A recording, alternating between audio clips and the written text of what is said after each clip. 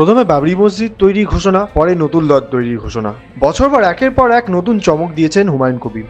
আজ সোমবার সেই নতুন দলের ঘোষণা মঞ্চে এক নতুন চমক দিলেন ভরতপুরের বিধায়ক হুমায়ুন কবির। এদিন মঞ্চ থেকে জনতা উন্নয়ন পার্টি নামে একটি নতুন দল ঘোষণা করেছেন হুমায়ুন কবির। মঞ্চের ওপরে সেই দলের নাম লেখা আছে সবার ভিড়ে চোখে পড়ার মতো। সেই সঙ্গে হুমায়ুনের মঞ্চে দেখা দিয়েছে তৃণমূলের বিক্ষুব্ধ নেতা নেত্রীদের। হুমায়ুন আগেই জানিয়েছেন আসংখ্য বিধানসভা নির্বাচনে একাধিক আসনে প্রার্থী দেবেন তিনি। সেই মতো একে একে অনেকের নাম ঘোষণা করেন তিনি। ভরতপুর ও রেজিনগরে দুই কেন্দ্র থেকে নিজে লড়বেন হুমায়ুন।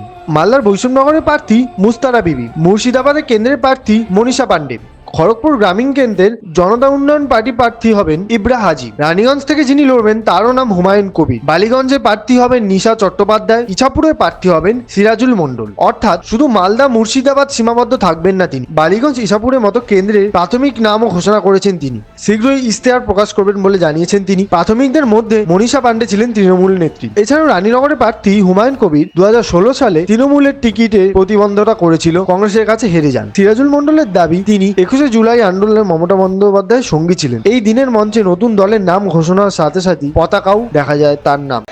তিনি নির্বাচিত হয়েছিলেন, তিনাকে মন্ত্রী করে দিলেন 2012-তে বিনা শর্তে কোনো কন্ডিশন ছাড়াই নিজের বিধায়ক পদটা তুচ্ছ করে দিয়ে মমতা বন্দ্যোপাধ্যায়ের উপরে সাক্ষী শুধু তার গৌতম সান্যাল আর তিনি নিজে।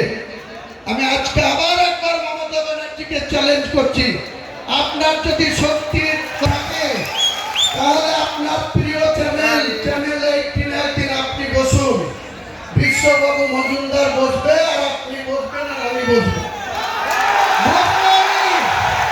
আপনি বাংলার মানুষকে কতটা মিথ্যাচার করেন সেদিন প্রকাশ পাবে, বাংলার মানুষ দেখবে, ভারতবর্ষের মানুষ দেখবে।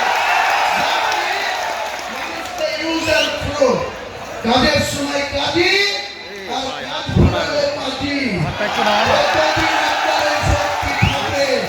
মমতা বন্দ্যোপাধ্যায়কে আমি চ্যালেঞ্জ করছি, আপনার সব সাহস থাকলে, সততা থাকলে আপনি বিশ্ববাবুকে দেখতে আপনার সময় মতো বের করুন।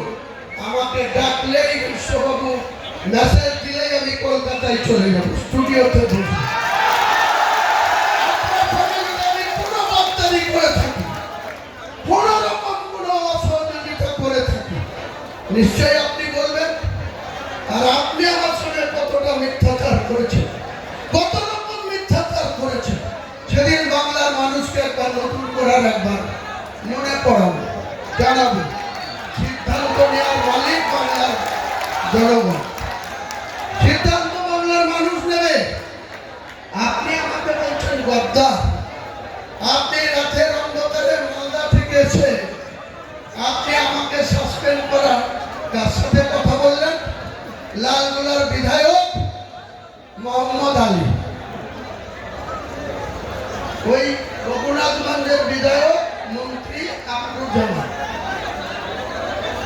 মুর্শিদাবাদের এমপি আবু তাহের খান, বহরমপুর পৌরসভার পৌরপিতা রাজগোপাল মুখার্জি, গাজীর বিধায়ক সাংগঠনিক সভাপতি অপূর্ব সরকার।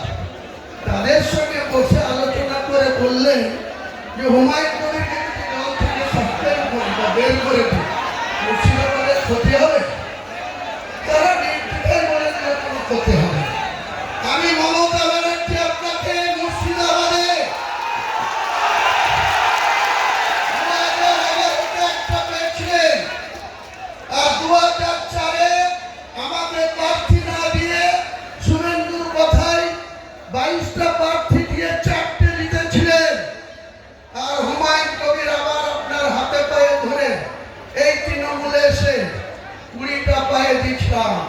আজকে চ্যালেঞ্জ আমার, কোন শক্তি থাকলে মুর্শিদাবাদে আপনি খাতা খুলে রাখবেন, মুর্শিদাবাদের 22টা সিটে আপনি খাতা খুলবেন।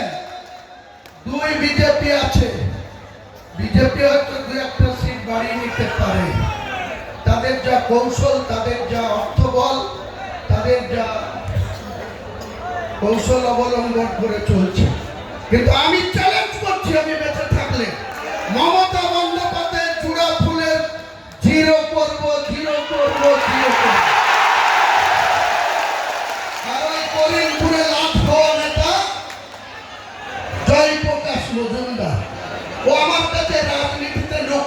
যোগ্য না। একটা লুঙ্গি পরা লোকের লাঠ খেয়ে সে তৃণমূলের নেতাদের হাতে পায়ে ধরে সহকারী সভাপতি হয়ে বড় বড় লেকচার মারছে। আবার আরেকজন